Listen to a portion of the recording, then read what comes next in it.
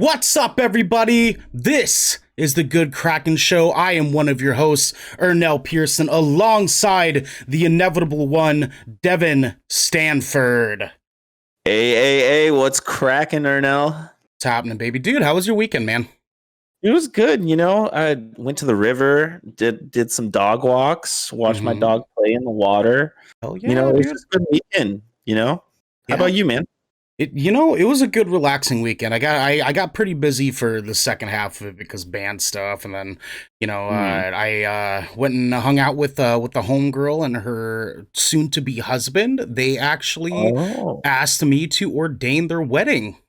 oh, dude, So awesome! that was exciting news. Yeah, it's awesome. So they were talking to me about plans and stuff, and things that they're wanting to do. It was good stuff, man. It was a fun weekend.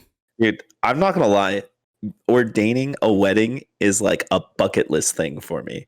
So, dude, Man, yeah. I didn't even realize how much I wanted to do that until they asked me, and I was like, "Yo, I'm actually super stoked about this." Yeah, yeah. That's awesome, dude. You know what though? You just gotta reach out. If you hear about any of your homies that are getting the lockdown in, just be like, "Hey, so just let you know, I'm a host on a podcast, so I can talk good."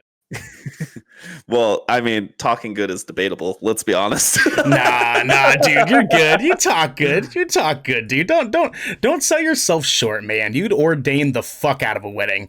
You know what I mean? Oh yeah, You do a great job, man. You can go up there and be like, do we gather here today to talk about some great Silent Hill? I mean, oh, sorry, shit, wrong show, guys, wrong show. Imagine the possibilities of you going up there and just talking Mass Effect. We're here to talk about Bridesmaids 3. Yep, Bridesmaids 3, the seminal sequel to Bridesmaids 2 from 2014. Why have they not made a Bridesmaid game yet? You know what I mean? Can we talk about that? There's probably is some weird one out there floating around on Steam. On Steam, yeah, like a bridesmaid simulator. Some weird sixth party game. Oh, dude, I'm so down, man. Let me play that for a little bit. You know what I'm saying? You know what I'm saying, dude? I didn't know I needed that either. Imagine the hours you could burn just on Bridesmaid Simulator, dude. For real.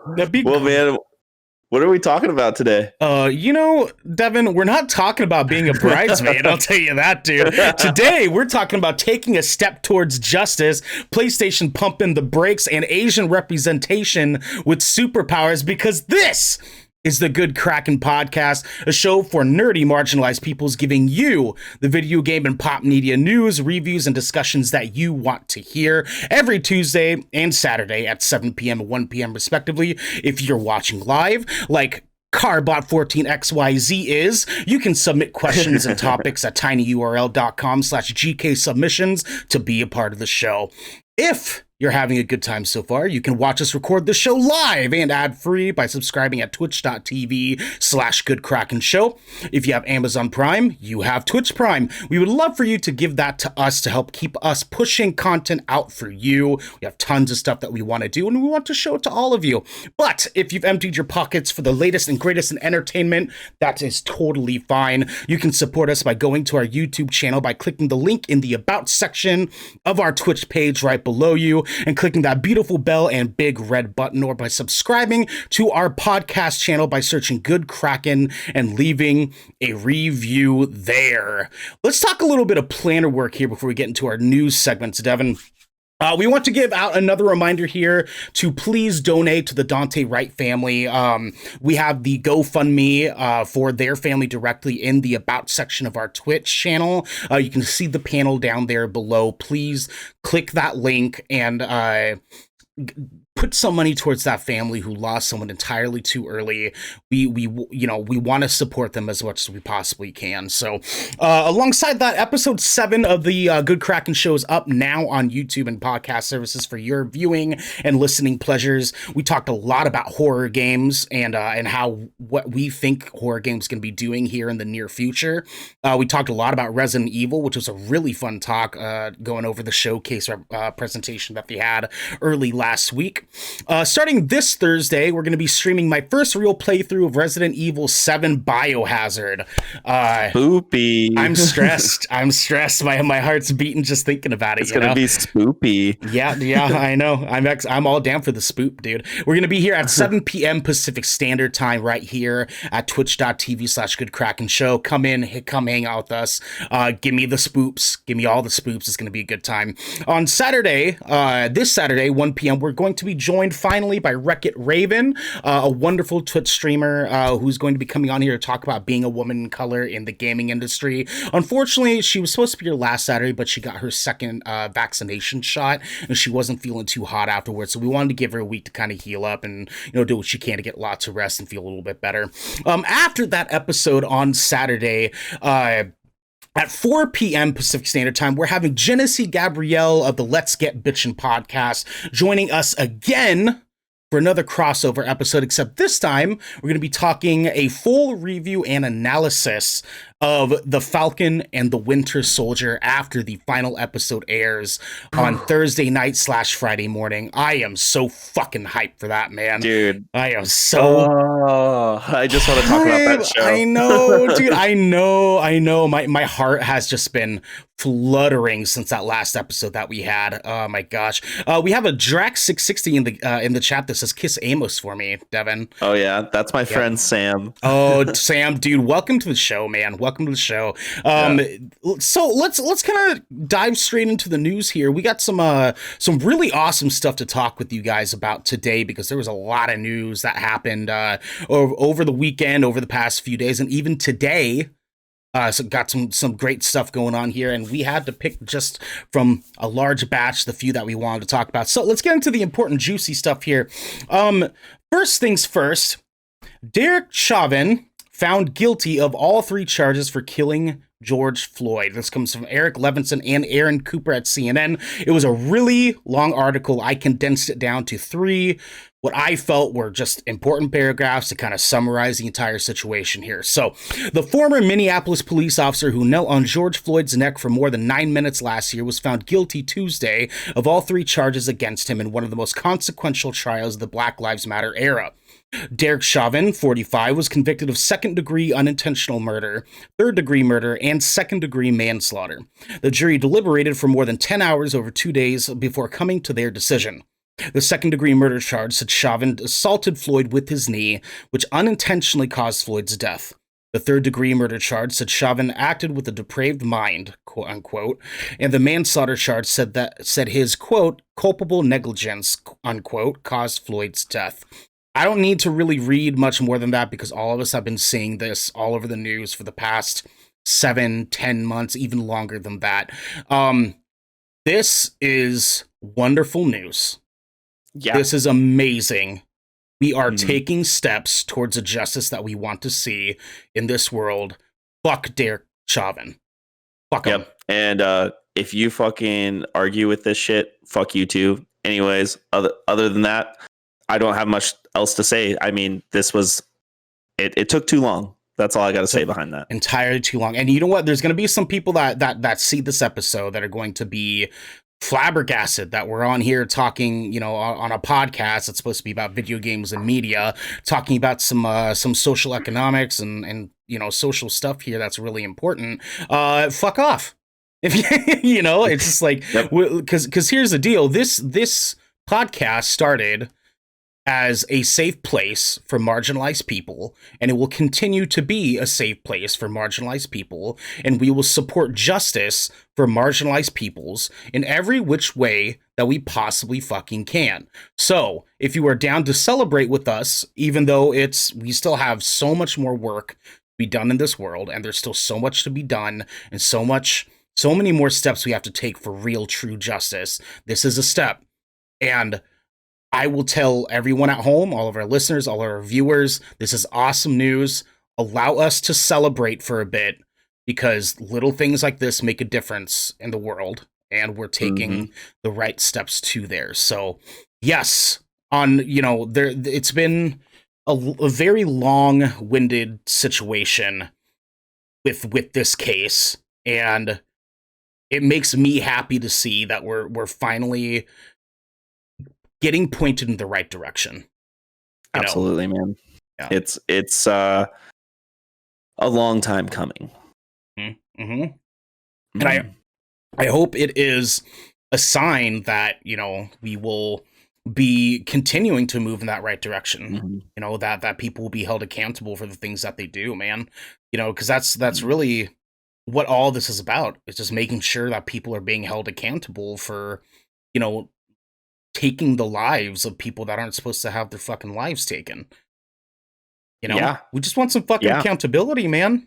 We just want some accountability. You, me, people of color all over the world, marginalized people all over the world.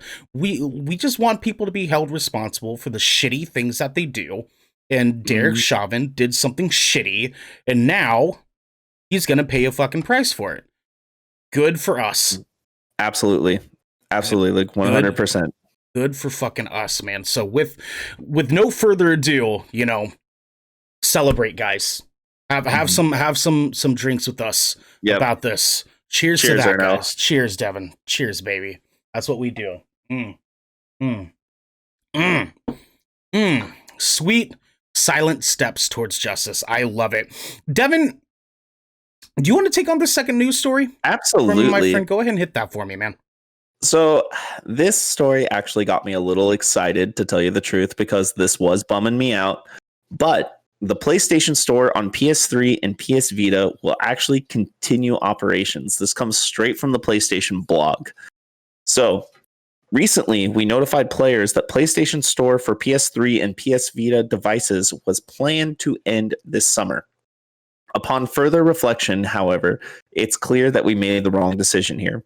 So today, I'm happy to say that we will be keeping the PlayStation Store operational for PS3 and PS Vita devices. PSP Commence functionality will retire on July 2nd, 2021, as planned. When we initially came to this decision to end purchasing support for PS3 and PS Vita, it was born out of a number of factors, including common support challenges for older devices and the ability for us to focus more of our resources on newer devices where a majority of our gamers are playing on. We see now that many of you are incredibly passionate about being able to continue purchasing classic games on PS3 and PS Vita for the foreseeable future. So I'm glad we were able to find a solution to continue operations. I'm glad that we can keep a piece of our history alive for gamers to enjoy while we continue to create cutting edge new games for PS4, PS5, and the next generation of VR. Thank you for sharing your feedback with us. We're always listening, and we appreciate the support from our PlayStation community. So I'm stoked on this. How about you? What a great decision, man. To Absolutely. just stop, listen to what the community is saying, and just take a couple steps back, man. Yep. Like I, you know, and it's tough because I saw a lot of people going into the situation on tons of forums Mm-hmm. and some gaming groups and stuff, Yeah. talking about how they thought this was a massive business ploy, that they were trying to, that PlayStation was more than likely trying to get everyone to Mm-hmm. buy a bunch of PSP shit before they closed down the store. And, you know, I'm not going to dig into the whole tinfoil hat crap here, okay? Not everything a corporate company does is going to be some deep, dark conspiracy, all right? What I will Mm-hmm. say is that they fucked up, they screwed up, and they openly were transparent about them screwing up. Yep. Because I don't know if you saw it, but uh, uh, um, God, the CEO of PlayStation, I forget his name off the top of my head.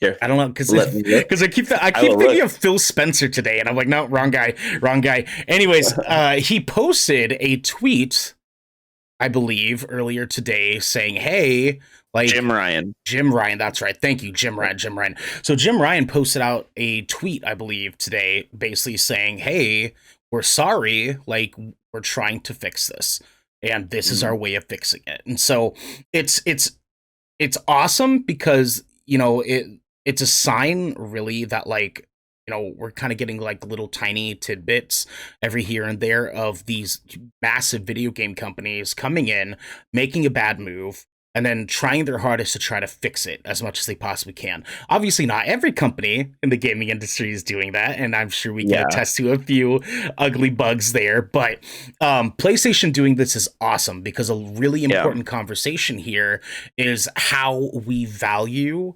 legacy in video games. How do we Hmm. archive these games in a way that Microsoft is doing in an Hmm. incredibly, and how is PlayStation going to do that as well? So yeah, Yeah. I'm all for it, man. I'm all for it. I I think there's no reason why the PS5 shouldn't just be backwards compatible through these generations, especially 3, 4, and 5. You know, it's I mean, we're very spoiled, with Xbox, but like look at a PC. Games from every generation. The scope and scale of gaming on PC is astronomical. You can't even begin to compute what the history is there. Yep. So and if you are going to close those stores, why not have a plan to move that content into the new generation of stores to, preserve those games? Yeah. If why not, reallocate your assets so that way it's still focused on that platform, you know? But I mean, I actually have a PS3 and you were talking to me about getting Heavy Rain. And since they're not closing these stores, maybe I'll fire up the old PS3 and get Mm-hmm. Heavy Rain. Yeah. Especially if you're gonna be playing Man of Medan, dude. Like you gotta Yeah, get back into that story click and click yeah, little experience again. Get warmed up into it, man. But Heavy exactly. Rain is definitely not a game to miss for sure. Yeah, and I've never played it. But the other thing is that I want to say about this, this is this is the second time an industry leader this year has revoked what they said they were going to do. Yes, it is. And Yes, it is.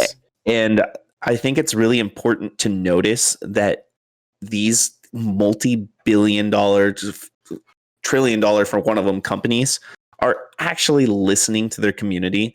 And when somebody says it's a bad idea, they change it, which is nice. Yeah. It's all within reason, but it's really cool to actually see huge corporate companies like this actually agree with their fan base and their consumers and, you know, put things in their favor. It's a good change pace. Yeah, no, absolutely, man. I mean, it's nice mainly because like gaming has become so massive in just the past few years that it's like their player base, their fan bases and stuff are bigger than they ever have been. And so it's Mhm. like it's it's crazy to see that we're in a situation where massive corporate companies have communities and they know they have communities, and when they make a really bad move, those communities are going to speak out about it, and these corporate companies aren't going to just shaft them. They're going to actually do something to make things right. And it's little things like that that make me so proud to be involved in video gaming Mhm. and in the video game industry now, like, because we get to be a part of this massive movement where video game companies can start leading by an example that all companies should be doing. Mhm. It's like if your customers, if your fan base, if your communities are outraged about something that you messed up on, there's nothing wrong with just saying, "Yo, we're sorry. Let's kick this back a little bit and let's fix this." And they did. They fixed it to Mhm. the best of their ability. I mean, they're still not reopening back the regular PSP stuff, Mhm. but let's be real here. There's not really any reason for them to do so when they have the PS Vita. But Crisis Core. I know.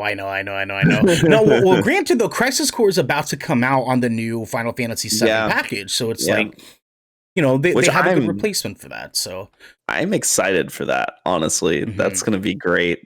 Just the battle system from the Final Fantasy Oh, VII I remake. know, I know. And did you see that art style? Oh, that Oh, art that style Final for like Fantasy all the Pocket, character back. man. Oh, I Yeah. love it. I love it, dude. Like, and kind of having it be sort of like a combination of, the Hmm. original game, the new game, like sort of spliced Yeah. together. I don't want to derail too much, so I digress. But one of Yeah. the cool things I want to bring up too is Mm. Paris Lilly actually hosted an episode of Kind of Funny Games Daily today, Uh-huh. and one of the things that he talked about on this subject was that, one of their big, like, bad steps that they took on doing this, that PlayStation did on this, was telling everybody, hey, we're going to be shutting down this stuff without giving a proper replacement for what these things were that they were shutting down beforehand. And so, and obviously they've grown cognizant of that. They realized like what they were doing before it was too late and before people could start burning PlayStation to the ground. But they like it's interesting that Pierce brought it up, and I wanted to bring it up too because it kind of points at this really cool potential chance that because they took a step back on this, there is potential for them to have some place more thorough for them to archive these games. Or we're looking at potential for the PS5 to do some of that backwards compatibility that we were talking about. And they just haven't announced something yet. There's a lot of opportunity here. There's a lot of potential here. And, like I said, I want to throw away my tinfoil hats. I'm not going to dig too deep into it, but I don't know how you felt about, a little bit less or deeper than just surface level, how you felt about something like that. Yeah. Well, that's like what I was getting at earlier when I was saying, if you were going to shut down those stores, then why not reallocate those resources and do the game preservation? Just make the PS5 backwards compatible. Just combine, like put all that content within the PS5 store, or maybe make a Game Pass. Why, Sony, where's your Game Pass? That's pretty much what everybody keeps asking. And why not make that? Maybe or maybe not even call it that. Why they could literally do like a historical like Sony branding or something. They could do like PlayStation now. Yeah, now. or as they say on DLC, PlayStation Plow. They do say that. They do say that. I love it, dude. I love it. Let's go ahead and use that to segue into the next segment here, because this next segment definitely plows. I can tell you that, my dude. Yeah. We have here a Shang-Chi trailer breakdown. Marvel released a first official trailer for the new film, up and coming Marvel film, Shang-Chi. This is Marvel finally giving us the real Mandarin, coming from IGN. They didn't have a full author like on this part because it was just sort of a quick breakdown of the video. But we'll just run over this real quick, guys. So at long last, the first trailer for Shang-Chi and the Legend of the Ten Rings is here. We still don't know much about the plot of this MCU movie, but one thing is clear. The movie is all about the dysfunctional relationship between Simu Liu's Shang-Chi and his father Tony Leung's Wenwu. Oh, and lots of punching. Let's take a closer look at this new footage and what it reveals about Wenwu and the other colorful villains in the first MCU martial arts movie, including the Mandarin. And the trailer was dope. They had lots of ass kicking in that trailer. Shang-Chi and the Legend of the Ten Rings is directed by Destin Danielle Cretton and produced by Kevin Feige and Jonathan Schwartz, with Luis D. Esposito, Victoria Alonso, and Charles Neuwirth serving as executive producers. David Callahan and Destin Danielle Cretton and Andrew Lanham wrote the screenplay for the movie, which opens in theaters on September 3rd, 2021. We all remember Iron Man 3's Mandarin, who actually turned out to be an actor named Trevor Slattery, played by Sir Ben Kingsley. The character would return in the short All Hail the King, where we learned there was a real Mandarin somewhere out there, and that he was none too pleased with Slattery. And now, based on the Shang-Chi trailer, it looks like we may finally get to meet the MCU version of this classic Marvel villain. Oh, son! This trailer was so hype, dog! It was so hype! It was so hype. Oh my god. It's so good. I rewatched it right before the podcast, and I wanted to say it looked like Shang-Chi was facing against a whole army, and I saw some mystical creatures in the background. So here's the thing is I think maybe something like that was a little bit more of like a flashback of like what the Ten Rings kind of came to be. My interest is that there is a tournament setting in this film, and you can see some tournaments of like the cage fighting scenes in the trailer, and that was a really big part of the Shang-Chi comic books. That is going to be dope, doing like a sort of small tournament sort of setting thing. But okay, here though, that training montage that we got, the training montage at the beginning of the trailer, let's go, Devin, let's go, dude. It was just so cool. Like, if you paid attention to that trailer very closely, when he's punching, you can see the wood like slowly caving in from him punching it too. Let's go, dude. I'm so hyped. I'm so Yeah. hyped, man. It's like because we would have done a reaction to it, but unfortunately both of us ended up being a little bit too busy. But I watched the trailer later on in the day, just in case we would end up doing it. I finally watched it after we confirmed. Okay, sure. It was like 9 o'clock at night, and I was like, bro, this is unreal. This is unreal. Like it's to the point where it doesn't even feel like a Marvel movie. It doesn't feel like a Marvel movie. It looks like a really action-packed Jet Li movie. Like, right? Straight up. Like I got big time like The One vibes. You know what it kind of looks like? It almost looks like you remember that video game Streets of LA? Yes, I'm so like, glad you remember that vibe I'm talking about. Like that vibe is like there a little bit. Oh, you know, dude, I'm so and Aquafina being in it is going to be a really, really good mix because and one of the main reasons, and we're going to be talking a little bit later. The representation of this movie is sick, fucking it's on point, sick. Making sure that everyone was Asian, that we were getting East Asian representation in this fucking movie was so important, and we were wanting to make sure that they didn't screw that up. And boy, did they not screw that up at all. Not at all. Dude. Like even the Death Dealer, the thing that Shang-Chi's fighting in the whole trailer. Yeah.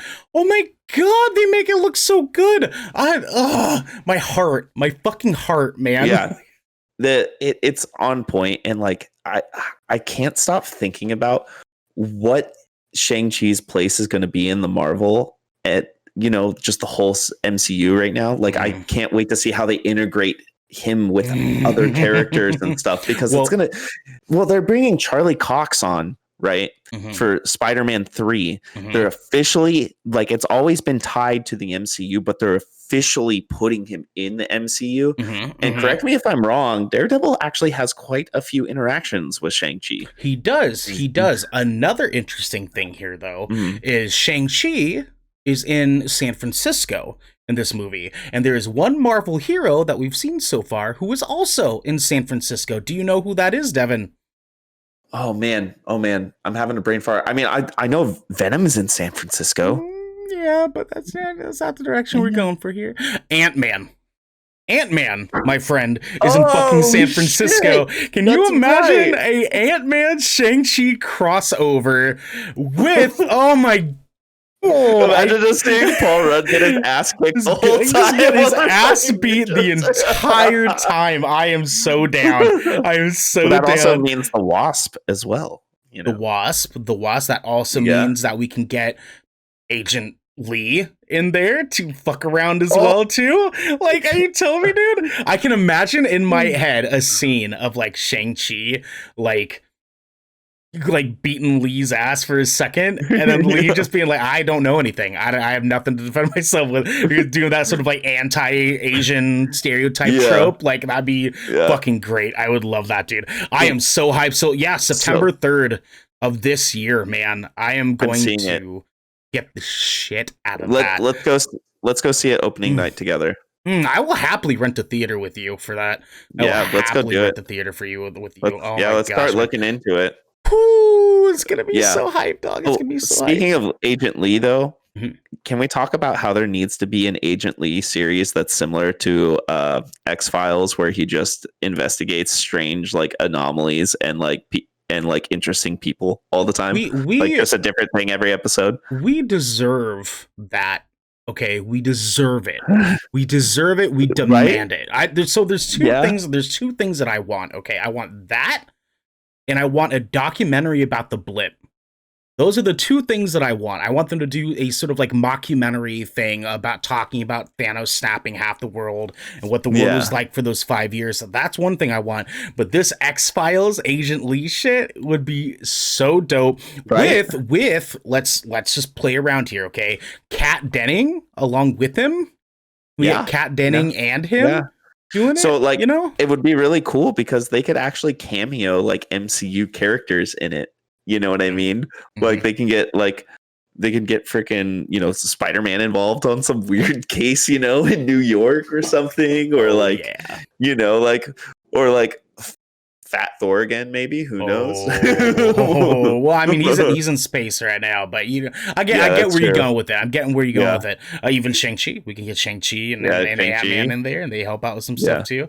Oh, Yeah. it'd be so dope. It'd be so dope. I Yeah. mean, we're still a little out there right now. I mean, they could do Yeah. something like that, but ooh, that'd be a lot of fun. But with that said, let's move into our next news story. Devin, do you want to take this one again? Yeah. So, also hype. Michael Keaton will play Batman in The Flash. Publicist says Eric Fredrickson from GameSpot. Rumors have been swirling since last June that the upcoming Flash film is set to go way of Spider-Man Into the Spider-Verse, with 2 versions of Batman appearing in the film. After speculation and recent doubt, Keaton is now set to reprise his role as Batman in The Flash, according to The Wrap. Yo! Michael Keaton's talent agency, ICM Partners, confirmed to The Wrap that Keaton will indeed appear in the film. While rumors started back in June, Keaton himself threw all that into doubt in a March interview with Deadline.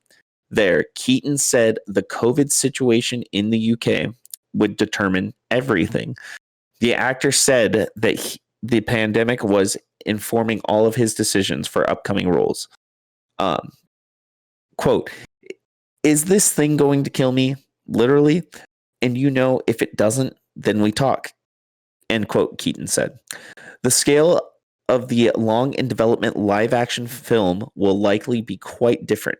We haven't heard word of Jason Momoa or Gal Gadot appearing in the film just yet. Godot, sorry. Choking on my words here. Yep. For example, but it looks like Warner Brothers is still hoping to push The Flash into some weird places. In addition to Keaton, Ben Affleck will appear as Batman. That's right, 2 Batman, or Batman, they should say.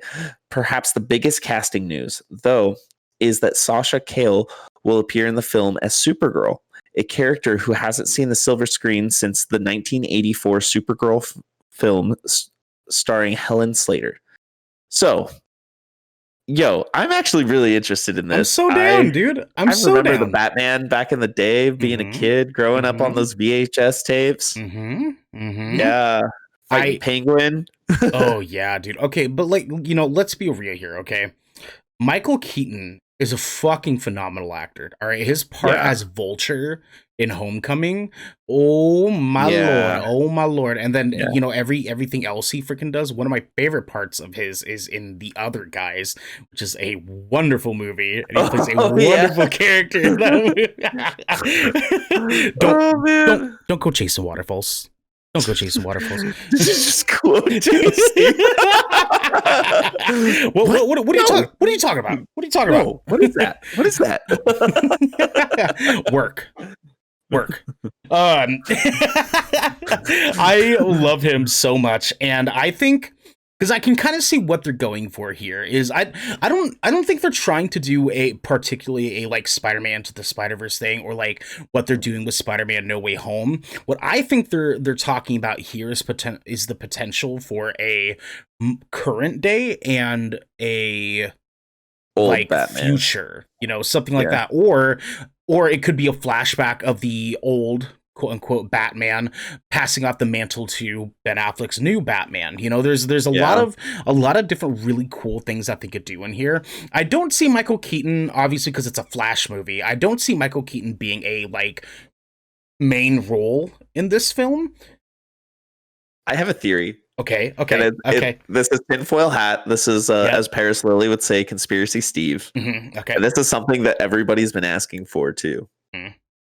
How about Old Man Batman, Michael Keaton, but Batman Beyond?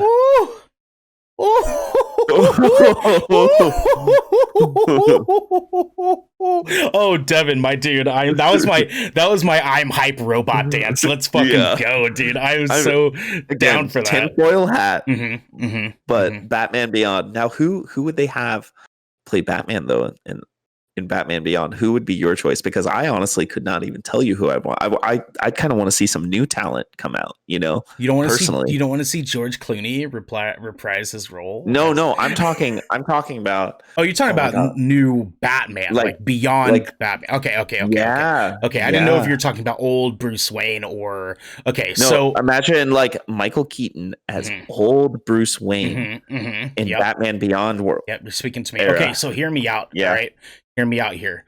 There is a specific thing that we never fucking got that we should have fucking got, and for whatever reason, they just didn't do it, okay? And I think that something like that would be a great way to pay us back for them not doing said thing. Can you think of what I'm thinking of, Devin? Do you know what's on the tip of my tongue right now, okay? A good Robin. You know, you're right. You're going in the right direction. You're going in the right direction Nightwing. because there's a very specific Nightwing. one would call him Joseph Gordon-Levitt that could have and should Been have. Nightwing. Oh my god, I'm so fucking mad they didn't give us They that. said I know that there were some rumored scattered plans that they were supposed to continue that specific Batman universe with a Nightwing movie. I know that's what the plan was. I wanted it so bad, Devin. I Me wanted too. it I so love bad, man. Joseph Gordon-Levitt. He's Oh my my fucking God, I uh, wanted it so bad. And those movies were so good, dude. Like, they could have done yeah. so much going forward with that. But you know what, though? They give us 3 wonderful movies, amazing movies with the Dark Knight series. Not a single one was bad. Not a single one was bad. And there's some people out there that'll disagree with us, but shut up. Shut up. Don't be a nerd, okay? Fucking nerd hair. Get out of here. All right. Those movies were phenomenal. And I just, it's unfortunate when we get something so good like that we just ache for more and more and more and more and more. And and another one, and I just want every single bit of it in and around my life as much as I possibly can. To kind of wind back here to the Michael Keaton stuff, though, it's like it's interesting to think about, how many different directions that they could take this. And I mean, because I could be wrong. He could be a main character in this Flash movie. Now that I really think about it, they could definitely use him as sort of a hey, here's the old man Bruce Wayne. It could be a thing too where the Flash finally learns to go back in time. Something like that. Forward in time too, Or to different universes. It could, entirely. Well, does Flash get involved with that? I was way more of a Marvel kid than I was a DC kid. I'm pretty sure he does. I mean, I didn't, again, same, but because I know in the Snyder Cut, for example, they were starting to touch a lot on the cosmic treadmill, which is how Flash was able to sort of slow down time by him moving faster. And so them touching on that obviously sort of highlight some things that they're potentially going to do in the near future. But I can't for the life of me think if they ever touch on they do. So I watched the TV show Flash for a while. For sure. And the Flash can travel between parallel universes. They confirmed it in the TV show. Okay, dope. And I do know that a lot of these DC shows are trying to canonize a lot of things that happen in there. So it's I'm pretty sure that said that. What a scapegoat DC has. The fact that they have the Flash, they could literally just reboot everything easy. Dude, I'm so stoked. Ezra Miller is confirmed for that part, right? For the Flash. Yeah, movie? Ezra Miller is playing the Flash. This is a continuation off of Justice League. Perfect. Yeah, because Ben Affleck is still involved. This kind of gives me hope to get another Batman movie, hopefully, with Affleck. I'm not gonna lie, I did actually like him more after seeing the Zack Snyder cut. I did like him a little bit more. I it's surprising enough, and here's my thing. Okay, so I'm surprisingly not that overcritical of movies and actors and stuff. I like a lot of really shitty things, and I like a lot of things that other people think are shitty that I don't think are that bad. I really enjoyed Yeah, Ben Affleck as Batman. I enjoyed yeah. him as Batman. I thought that he was personally my favorite Batman, besides Christian Bale's. Of all of them throughout my course of life. I don't know if you can agree with that yourself or not, but I I I I feel like he's third best that okay. we've had so Okay, far. who are your first two? Okay, Bale, Okay. Keaton, hmm Affleck. Nice. Okay, cool. I would say that too. That's a fair statement. That's a Yeah. fair statement. I just think Ben Affleck makes such a good Bruce Wayne that like it hmm makes up for how just like his Batman is. You know what I mean? I feel like Christian Bale's Wayne was almost better I though. hated his Wayne. I He hated was his such Wayne a so much. he was an actual like playboy though, you know what He I mean? And was. they He and was. they He sh- was. and they showed it and he lived it in the movies Yeah. where Yeah. we haven't seen any of that with Ben Affleck Yeah. really. See, my thing is like every time at 30 years old, every time that I think of Batman in like a context of like how I see him in my head, like what he should hmm my mind navigates towards like live action Batman Forever. So we have a very hmm square faced, chiseled jawline, stacked out big guy Batman, and Christian Bale just wasn't that for me. Like No, he didn't he wasn't. have that thick boy vibe where he was a big tall dude. He did come off as suave, and I will give Yeah. him that much, Yeah, but that's what I mean. He was suave. He looked like he was rich. okay, and okay, fair enough, fair enough. and also though the intelligence that the Christian Bale Yeah. Batman had, or Yeah. Bruce Wayne I should say, and the way that it showed him like doing his research and Mm, everything, mm, um it is just very good. I know. But dude, Michael Keaton coming back, Mm, like I'm actually stoked on. I grew up on mm, those movies, I know, um man. I know. It's hype. yeah. It's so Yeah. hype. Okay. So I'm wondering if they're going to maybe introduce the show Flash if they're trying to make, because there are multiple Flashes. Multiple Flashes. There's a ton of Ooh. them. Yeah. Okay. So I wonder if they're talking about making the shows canon, like I know they're talking about Arrow, I know, we got Mm-hmm. Deathstroke. Mm-hmm. He Mm-hmm. came into the Deathstroke that came into the Zack Snyder cut is the same Deathstroke from Green Arrow, the TV show. It's the Is same it? actor, and yeah, it's the same actor and everything. No shit, Yeah, really? Because that's yeah. Michael fuck the dude he's in Magic Mike. I know. Oh, wait, no, not the Arrow. I'm gonna redact that. Okay, Not the okay, Arrow, okay. but the TV show Titans on HBO Max. Oh, It's the same oh, Deathstroke oh. from that. So maybe they're going to take that and make that canon into the DCU. Okay. Okay. And they do also have the Doom Patrol with Brendan Fraser that is also DCU. So, Dude, it's fun to think about, especially because like DC has been like needing to make some come ups for a while now, mhm. because there's been some very unfortunate pieces of content that they have put out for the DCEU, that we don't really need to get too much into, but I will say that they are starting to make some good steps because that new Suicide Squad trailer actually looked super hype. It looked Yeah, super hype. and if you have HBO Max, you get to watch it there. Hell yes, you do. And you know Yeah. damn well that we got HBO Max, my dude.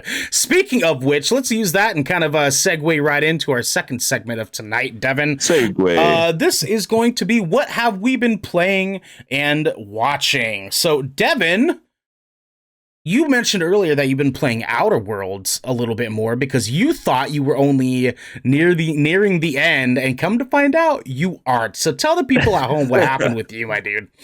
So I like that game. I have not gotten any story spoilers or anything like that, or even watched any videos. And I was finishing the Planet of Monarch, and just from the way that the game was talking about and the way things were going, I thought I was getting to the end of the game. I finished a few quests, and then all of a sudden, I had 4 more planets open up. 4. I've only played 4 planets so far. Yep. But yeah, that again, it's just a good game, man. It's just a good RPG, and it's just really fun, and it looks gorgeous. And I mean, I'm just gonna reiterate everything I've already said, so I'll spare my breath in everybody's ears because they probably already heard it. But again, I can't. With that being said, I can't stress enough with how good of a deal Game Pass is. Especially like this is just one game, and I've already put 26 hours into it. Like if that's not value enough, then I don't know what is. But other than that, I've kind of just been playing a lot of Pokemon, and I've just been looking for a show to just put on in the background. And I kind of started over the last season of South Park, just kind of listened to. And boy, was that show just a little bit ahead of the time, just kind of hitting on the quarantine and vaccinations and everything. Yeah. So, if you have children, don't watch that show around your children. I made that mistake when I was a kid. Facts. But it's just a good little background show. Also, if you haven't yet, watch Falcon and the Winter Soldier. Again, we're going in depth on it this next Saturday at 4 p.m. Be there with us. Let's get fucking bitching and talk about this shit. Yes. Right here at twitch.tv/Kraken show. Dude, that, the more you talk about it, the more it makes me want to jump into Outer Worlds 2. My issue is that there's currently a good amount of games that I need to play because I have to get through RE7 before RE8 comes out, first off. Secondly, Outriders. Thirdly, we're getting real close to a lot of games coming out. Real close, dog. So I'm like, as much as I would like to go through more of the backlog a little bit, like, I don't know if I have the time, man. I don't. Like, it sucks because it's like there's so much that's going to be on our plates here so soon. That, I know, because we're at a point here now that we're like, you and I are going to have to start discussing like what games you and I individually going to be getting. Yeah. Even Logan, like we're going to have to like hop on with Logan and be like, yo, dude, like we got to figure out what games the 3 of us are going to be getting, so it's like there's lots of content to be had, but that means time. If there's anything I can say, that being said, please subscribe so we have more time to play video games. Anyways. Yep. Please subscribe below. Thank you guys. But if you get Game Pass for PC, you automatically get every first party Microsoft game. So you will have that covered. So that'll be a nice expense. And even third party games, as we've seen with Outrider, will sometimes be added to that. There's a lot of games coming out, man. There's too many games.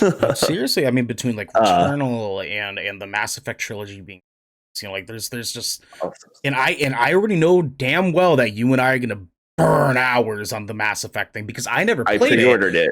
Oh yeah, me too. Yeah. And I never played it, so I already know that just based on how beloved it is by everyone in the gaming community, there's no way I'm not going to fucking fall in love with it.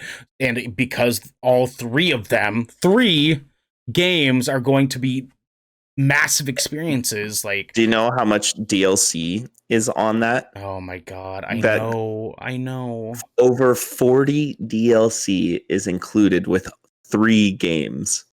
I don't know how I'm gonna because we're gonna be looking at review stuff later on down the road too. I'm gonna have to basically spend a good year playing through the Mass Effect games just so I can get through the story and stuff, just as often as I can throughout the week, little tidbits and pieces. But holy hell, man, it's so good. I've played all of it already. I actually own all 3 games and all the DLC already for 360. I remember you the longest time ago, right around 8-9 years ago, you telling me how much you loved Mass Effect, and that's actually the game besides Destiny those two games are the ones that I like remembered you for, because it's like anytime that I ever saw anything Mass Effect, I'm like, that game, Devin told me to play that fucking game and I never did. And like, and then Andromeda came out and a lot of people were complaining about it, and I was like, oh, maybe I shouldn't jump in at Andromeda. But Mhm. I'm just excited to finally get to experience it. I really, really am, because so many people have said so many wonderful things about that franchise that like I'm stoked. I'm stoked. Yeah, and if you've seen all the graphics comparisons between the two, the Hmm. original and the remaster, it looks great. It really does. The texturing and the detail, the lighting in that game now, it was so dark and dingy before, and I never really noticed that, but now it's very vibrant and colorful and like almost cyberpunky. You notice that? Yeah, yeah. Well, and I also want to clarify too for our listeners at home that like they are not remaking the game. It is just a remaster technically. But even just off the stuff that I had seen, it looks light years better than the original did, Yeah. regardless of it not being a remake. It looks real And good. I'm actually really excited to see how they updated the UI because it was very notorious. The first game was for its UI and battle system because it definitely evolved over the series. So I'm really hoping that they kind of did a universal UI and battle system between all three, where they took Mhm. the best of everything and combined it. Because they obviously took the time to put in more effects and add details to the game and stuff. So it'd be really interesting to see if they did that because uh, that would just make the whole it be if you've already played the games, that would make it even more so worth playing. For sure, for sure. Yeah. Oh well, Mm-hmm. I'm excited, man. I'm excited. As far as stuff that I've been consuming, so I played a little bit more Outriders with our boy Mike the other night, with my Mm-hmm. Pyromancer. He was trying to get further. I was like, sure. Devin's busy. We'll hop on soon. Um, the game is so much fun, man. I'm still so in love with this game. You and I need to get back in and get your Devastator Yeah. up to par so we can get back in with Mike and get this fucking game beaten, Mm-hmm. man. I don't know if we're trying to just mainline that fucking story so we can see it through and get to expeditions, but like the man, I started doing some like the bounties and like hunts and stuff, and I couldn't decide if I wanted to save them for like end game so that the rewards that we get for them scale based on our level. Because I do know that it does that, so I wasn't sure if I wanted to do that now or later. So that was a thing that I sort of ran into as well. Um, Mm-hmm. but you and I definitely need to hop back into that game ASAP. ASAP. Absolutely. 'Cause I mean, if we have a little bit of time tonight, maybe we can play a little bit. my kiddo goes to bed at 9:15, my dude. Like we can make it happen. I am so down. Perfect. It's I I cannot believe that this game has me so in love with it when I'm Mhm. not typically conventionally in love with games like this. I haven't felt this way about a take cover third person looter shooter since the Division 2.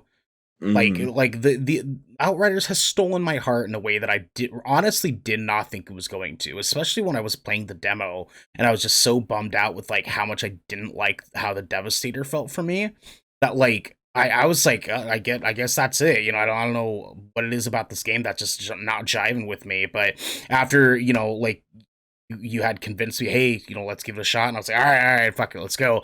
And opening up that Pyromancer for the first night when the game came out, and I was like, yo, this is it. Mhm. This is it. And then I opened up a new character for each of the classes. So I tried the trickster, was like, yo, this is dope too. And then the technomancer, and I was like, this is super dope. Like they're like, oh my gosh, man, this game is damn phenomenal.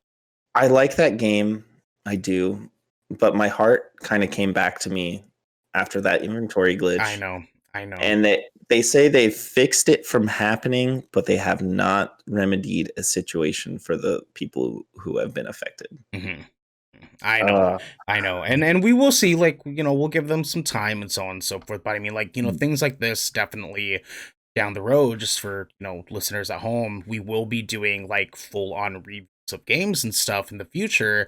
And little things like this are something to consider when we start moving into reviewing games with an actual like rating and shit for our channel. Cause it's like, little things like that are important. That's a really big deal. Just the fact that like you had that happen to you and you already felt just immediately diminished when it came to that game. Mm-hmm. Like your hype levels were just cut in half after that happened tonight, and I could tell. And so it's like little things like that are so like important when it comes to these developers. And like obviously, like, you know, we talked about with Kai, Island Style, you know, like we hold nothing against the developers, and we get like what they're going through and stuff. It that doesn't change the fact that it sucks.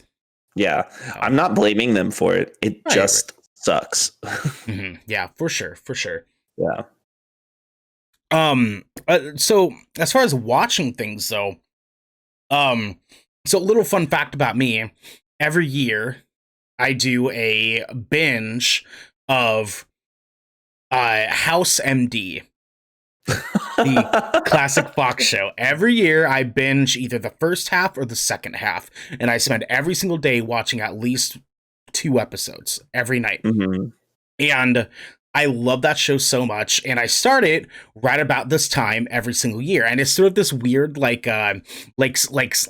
annual seasonal thing where, like, you know, like squirrels feel like they have to hibernate when it starts getting cold. I get that, like, that house itch. I get the house itch underneath my skin, and I'm like, I need to watch it again. It's about time. I gotta watch it again. And so I've been watching the second half this year, and the next year I'll be watching the first half. And God, man, that show was so good. If anybody has not watched that damn show, like, please watch that show. It is so good. It's so good. I'm that person. I've never watched that show.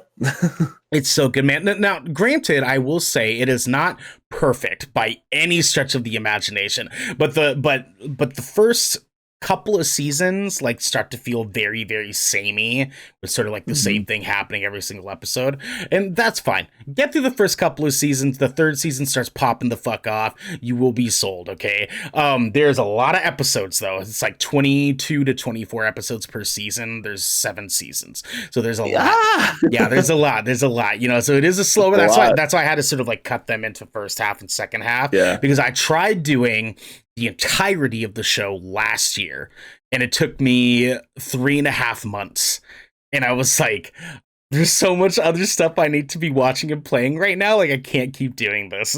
And so this year I trimmed it down to the second half of the show, and I fell in love with it again. I've been burning through it, man. I'm already on season 5, so I'm like super amped on that. I'm super amped on that. Other than that, dude, and we're gonna be talking about it on Saturday, but I cannot stop thinking about Falcon and the Winter Soldier.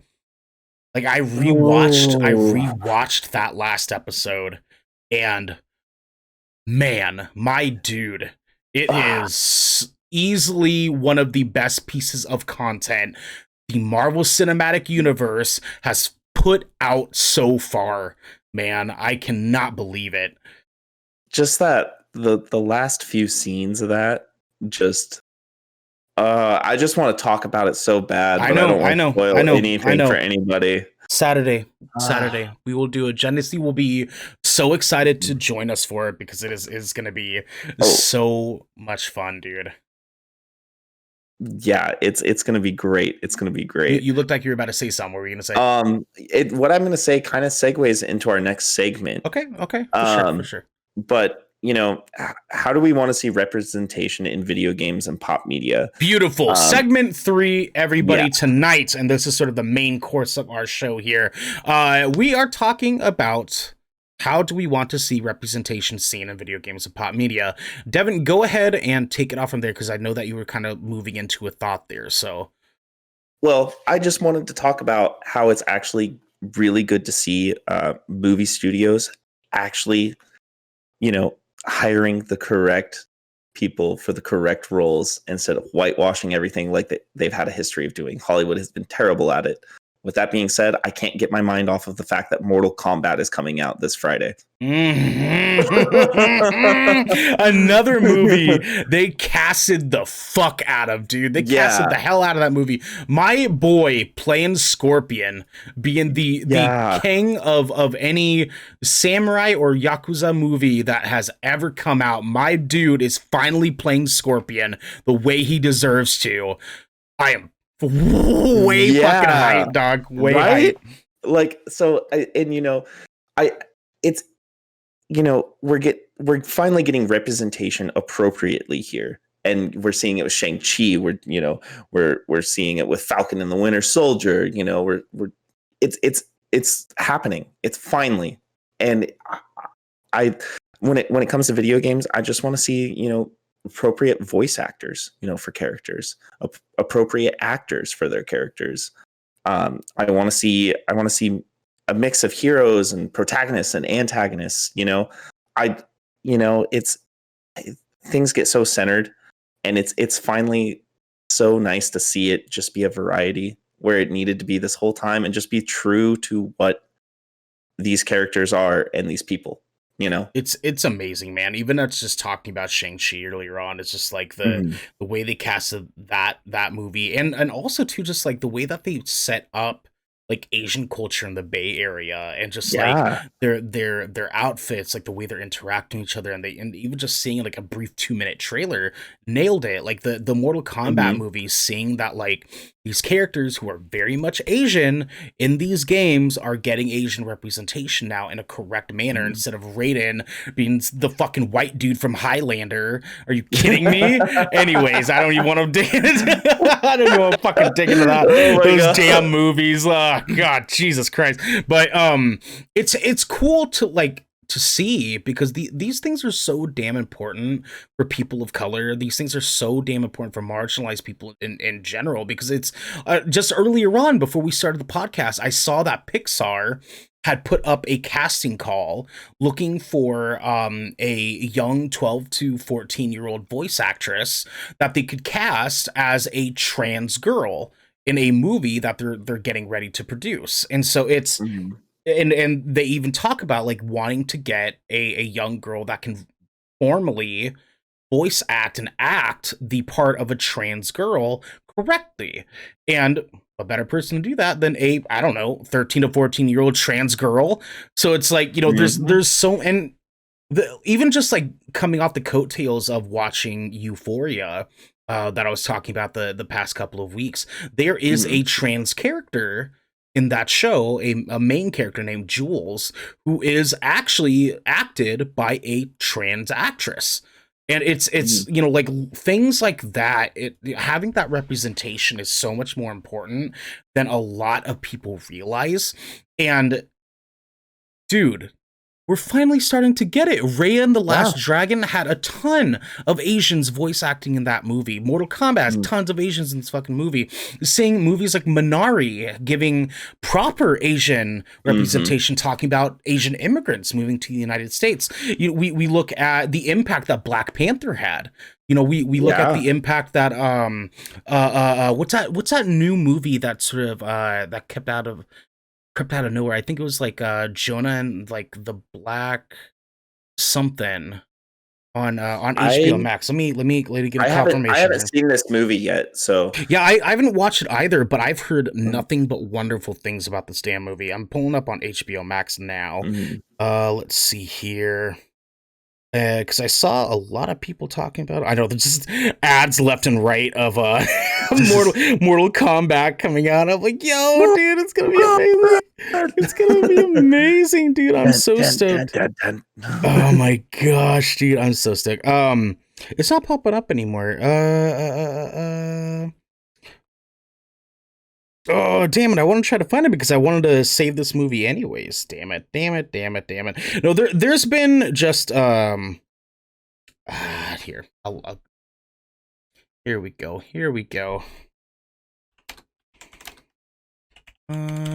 Judas and the Black Messiah, that's what it was. That movie had extravagant ratings and a lot of people raving about it.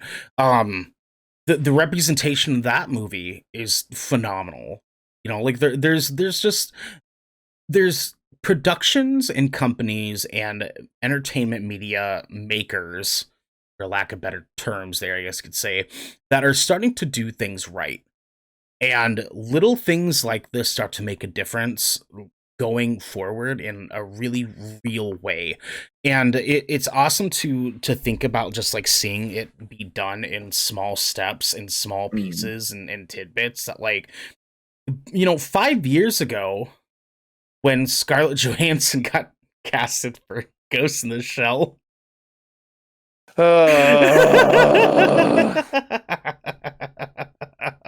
my god.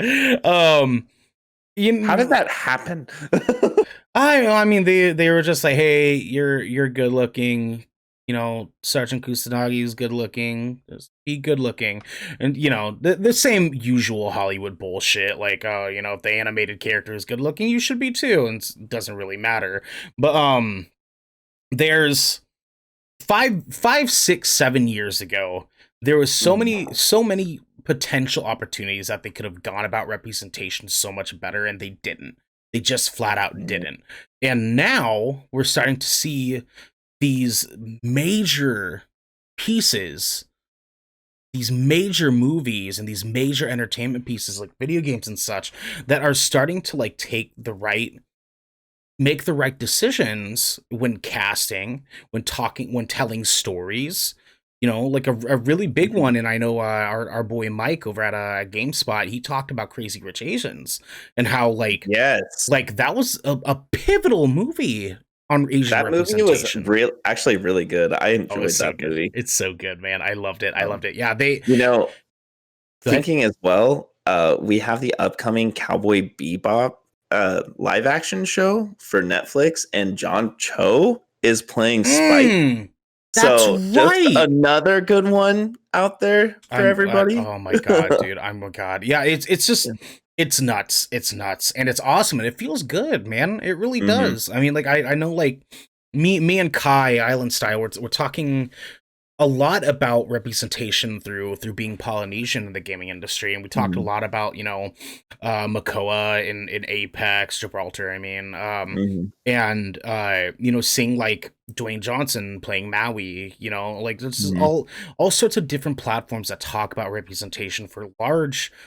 amounts of marginalized peoples that never really got the proper representation too. One thing that I want to mention as well, though, is that there's still a few amount of marginalized peoples that they're struggling to represent in a way that doesn't seem like backhanded or like Hmm. double edged. I guess you could say. For example, one being Indigenous American, excuse me, are a Hmm. huge one, and Indian Yeah. Indian Americans, in Yeah. Indian Asian, and so it's like there's even like they're still only dipping their toes into trans people representation, like just barely Yeah. dipping the toes. I know there's a few games that are starting to really kind of like make it a mainstay, and there's a few games that are doing it really well too. I think it was Tell Me Why, I believe, is a game that talks about or doesn't talk about a trans character. The main character just so happens to be trans. And Yeah. so they don't make it a key point of the plot. They're just a character who just so happens to be trans. And And that's really and cool too. that's an Xbox game. I know which one you're talking about.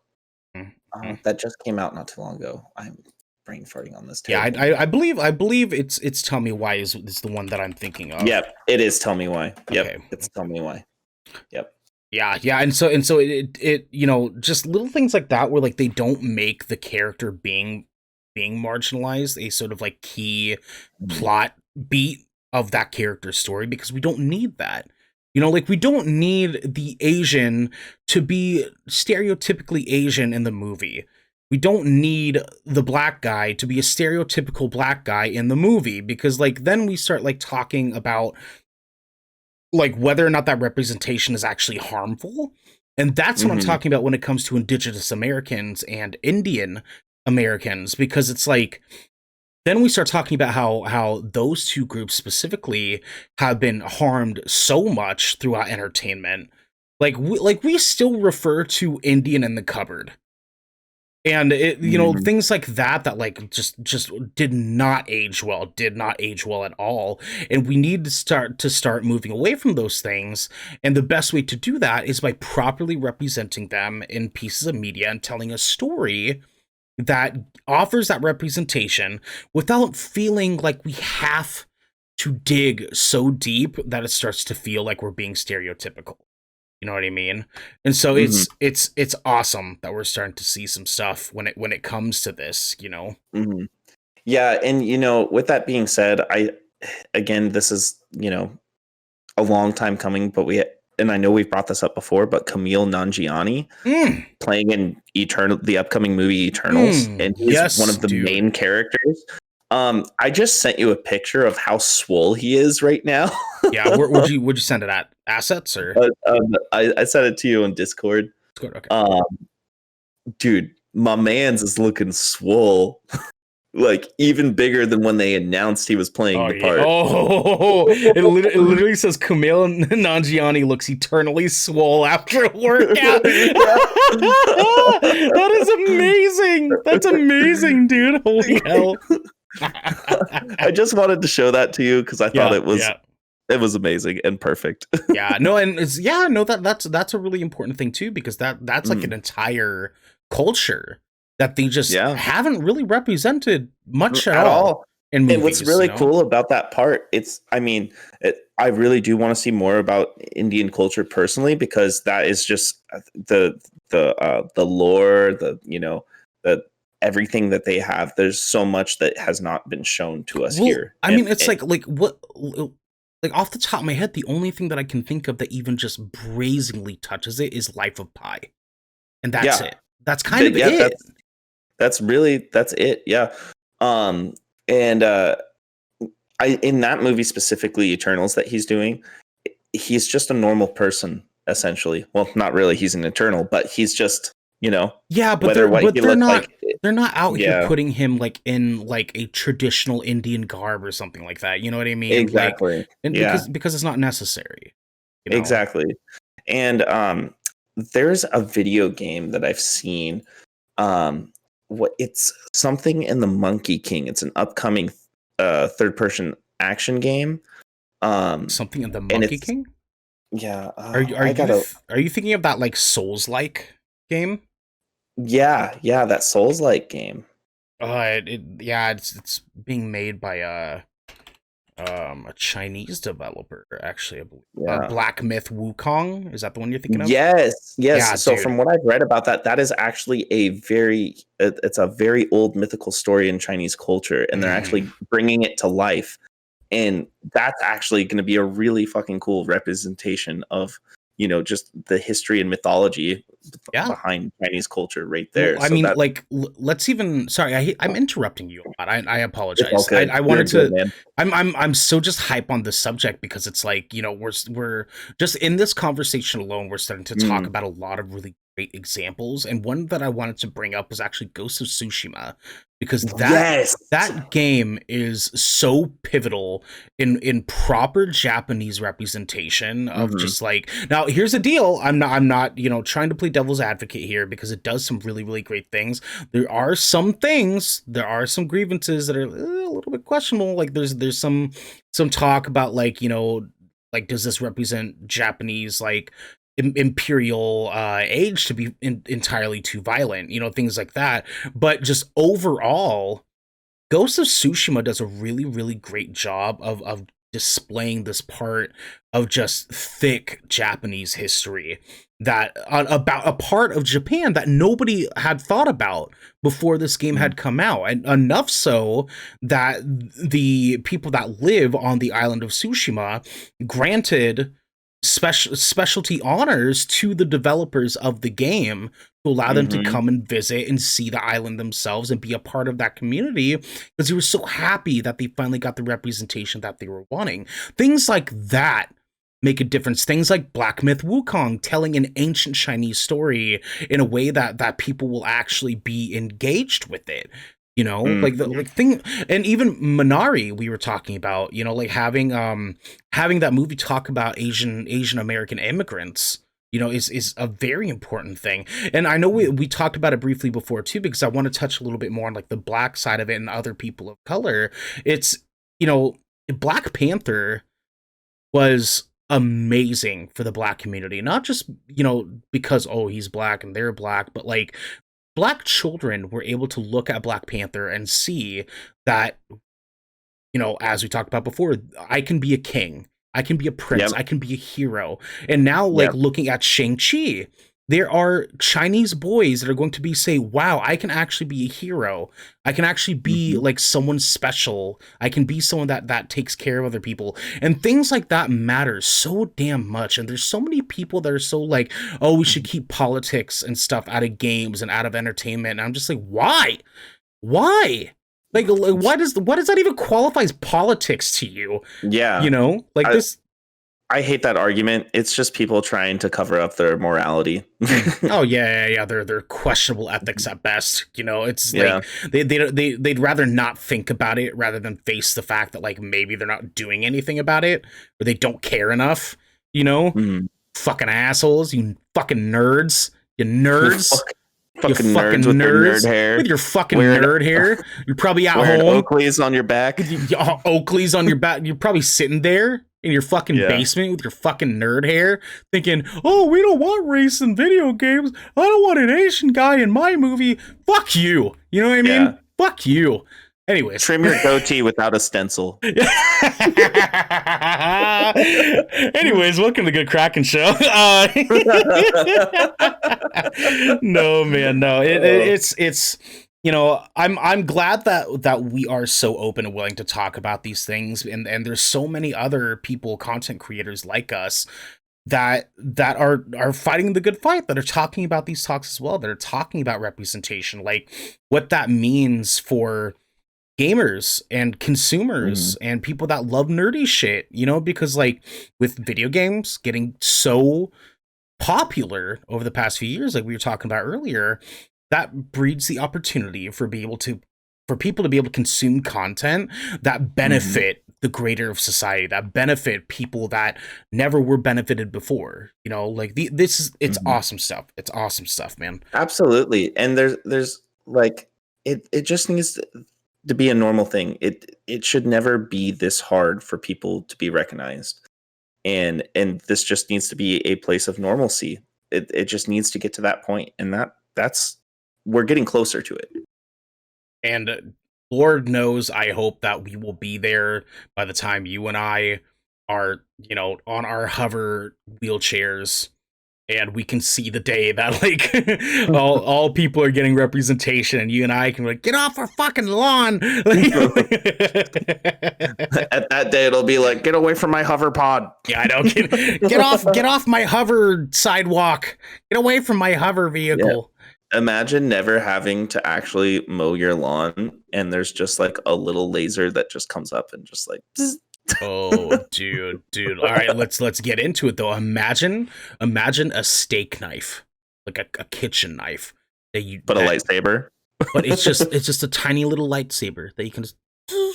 So, with that being said, what if it you don't actually have to cook your steak, and it's a piece of raw meat, and then the lightsaber reverse cooks it where it's medium rare, but it's medium on the inside and rare on the outside because it cooks every slice you cut. Oh yeah. Oh yeah. Okay, but here I see your grilling knife, and I raise you an Insta grill. Okay, you put the steak in, you season it, you tenderize it, do everything that you want to do with your beautiful New York strip. Okay, you lay that bitch in there, you close the lid, you open it, and you're already eating. You're already eating. Okay, George Foreman grill. George 4,000 men grill. That I tried. I really reached with that one. I really did. But listen, man. There's so much potential technology that we could dive into here because, Yeah. like, we could do Insta Grill. We could do hover cars, like cars that don't just hover cars. You know, cars that hover, but they also have an extra propulsion underneath them that allows them to hover above their hover. So it's like a plane, but it's not dangerous. You know what I mean? Yeah. Well, Yeah. how about a coffee maker in my fridge? Like, like a water dispenser, but coffee. Oh, but iced coffee? Yeah. Oh, my boy, you're onto something, my friend. An I iced. mean, you can play video games on your TVs now, so why Yo, not? dude, that you know what, the iced coffee thing doesn't sound far off. A Brita filter, but iced coffee. It's just like you pour it in and it just produces iced coffee. You know what I mean? cold brew dispenser. Devin, we got to get ourselves onto Shark Tank here, dude. We're gonna have to get ourselves invested. Let's get some angel How investors. about a dispenser for just frozen Reese's peanut butter cups too? Oh, you know I like that. You know I fuck with some frozen Reese's peanut butter cups, my dude. And some pre-sliced spam to combine with it. You know, some spam and eggs with Reese's peanut butter cups. You get some pre-sliced spam. You always have a can of I always spam. got a can of spam on stock, dog. I'm telling you. You cliche motherfucker.